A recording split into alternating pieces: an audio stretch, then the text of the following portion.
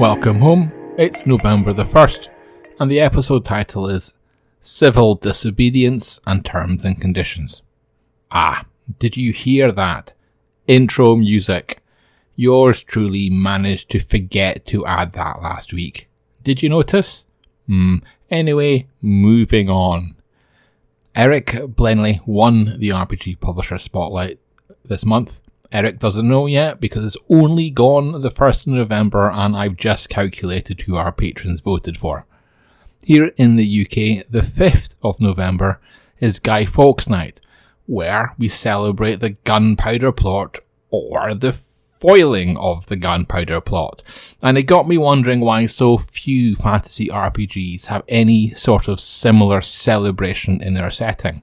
Lots of games have had titanic battles in their backgrounds, but rarely do people in the game's present day ever mark the occasion. And certainly, anything that smells like civil disobedience tends not to feature in fantasy. However, on Drive-Thru-RPG, there are games like Brinkwood, The Blood of Tyrants, about rebels fighting off dangerous vampire overlords, Hardwired Island, a sci-fi/alternative future cyberpunk game that rebels against society, and Spire, The City Must Fall, a highly rated game about overthrowing cruel high elves. Maybe it's all or nothing when it comes to rebellions and RPGs, and I have a few more suggested games on the Spotlight page where I move from Eric Blenny winning the November's vote to Guy Fawkes Night coming up on the 5th. And since we're back to the Spotlight, let's take a look at the candidates for December. They are Media Stream Press, Lord Zez's Works, Dark Platypus Studio, Gear Games, and The Basic Fantasy Project. Patrons can vote at Patreon and via the vote link. As usual, you can get all the deep links from the transcript, and you can get that from the show notes. Sometimes reading the notes is worth it. This week, I got an email from Wizards of the Coast to say that they had simplified the terms and conditions of D&D Beyond. On a whim, I clicked and read them, and in capital letters across the new rules was that D&D Beyond users would automatically be opted into a class action waiver. They would also agree to arbitration in any dispute and would forfeit equitable relief if Wizards of the Coast messed anything up.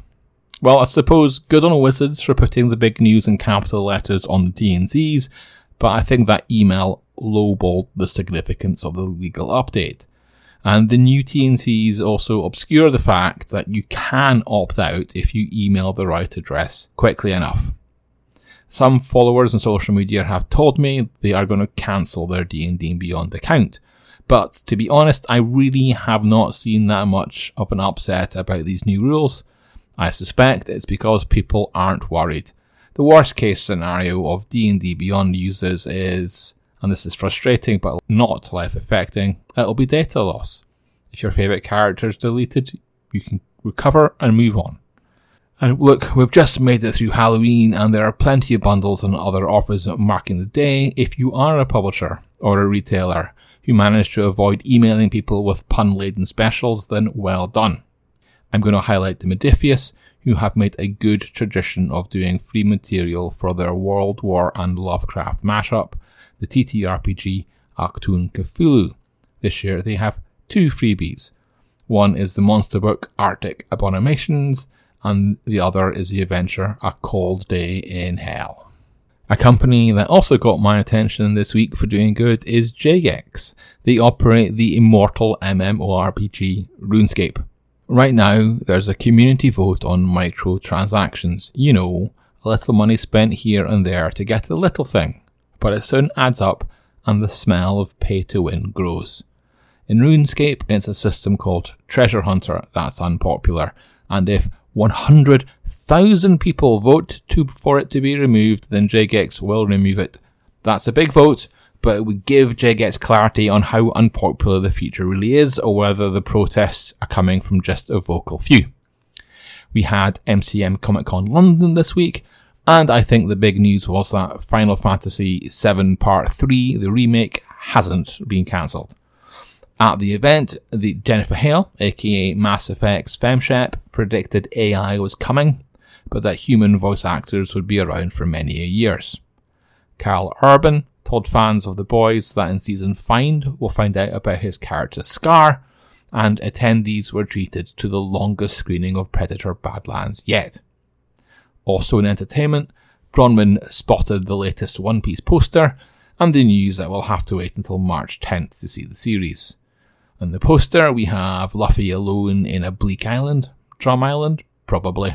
Season 2 will also give fans the live-action Tony Chopper, and won't that be an interesting character for the special effects team? And for our outro, we have 2 bundles to highlight.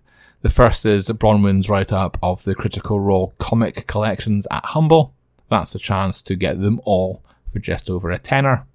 The second is Cthulhu Reborn horror TTRPGs over at the Bundle of Holding. And on that note, that's a wrap. Take care and tune in next week.